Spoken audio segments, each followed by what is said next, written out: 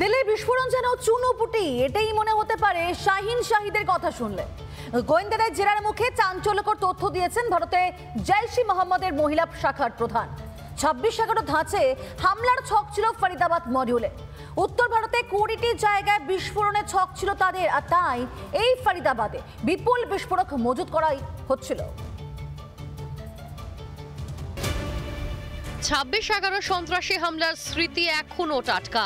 সেই ধাঁচেই ভারতের বুকে আরও একবার হামলার ছক কষেছিল 3 ডাক্তার, উমর নবী, মুজাম্মিল ও শাহিন শাহিদ। জৈশ মডিউলের তদন্তে নেমে পুলিশের জালে ডক্টর শাহিন শাহিদ। সে আবার ভারতের জৈশ-ই মোহাম্মদের মহিলা শাখা বা জেনান মডিউলের প্রধান। তাকে জেরা করেই মিলেছে ভয়ঙ্কর তথ্য।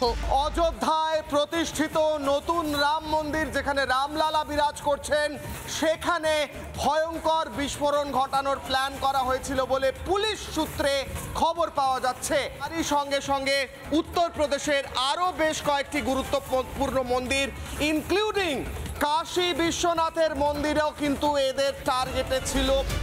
বারাণসী, অযোধ্যার মতো জনবহুল এলাকাতেই হামলার ছক কষেছিল জৈশ মদতপুষ্ট জেহাদিরা। তবে স্রেফ উত্তরপ্রদেশের মন্দির নগরীগুলি নয়, টার্গেট ছিল দিল্লির লালকেল্লাও। 26-11 ধাঁচে হামলার ছক ছিল, টার্গেট ছিল দিল্লিতে বিস্ফোরণ ঘটানোর। জেহাদি নিশানায় ইন্ডিয়া গেট, লালকেল্লার মতো স্থাপত্যগুলি। এটাই ছিল ফরিদাবাদ মডিউলের ষড়যন্ত্র। গোটা দেশ জুড়ে বড়সড় নাশকতার ছক কষেছিল ফরিদাবাদ মডিউল।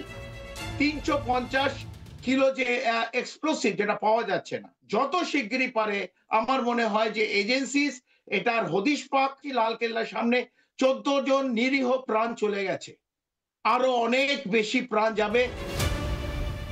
দেশের একের পর এক বড় শহর টার্গেট করেছিল উমর নবী, ডক্টর মুজাম্মিল, শাহিন শাহিদরা। টার্গেট ছিল একবারে প্রচুর মানুষকে খতম করা।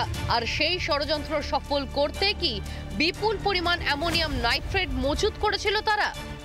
রিপাবলিক বাংলা। নানা ধরনের কন্টেন্ট দেখার জন্য লাইক করুন, শেয়ার করুন আমাদের ফেসবুক পেজ, সাবস্ক্রাইব করুন আমাদের ইউটিউব চ্যানেল। পাশাপাশি অন্যান্য ব্রেকিং নিউজের জন্য অবশ্যই চোখ রাখুন রিপাবলিক বাংলায়।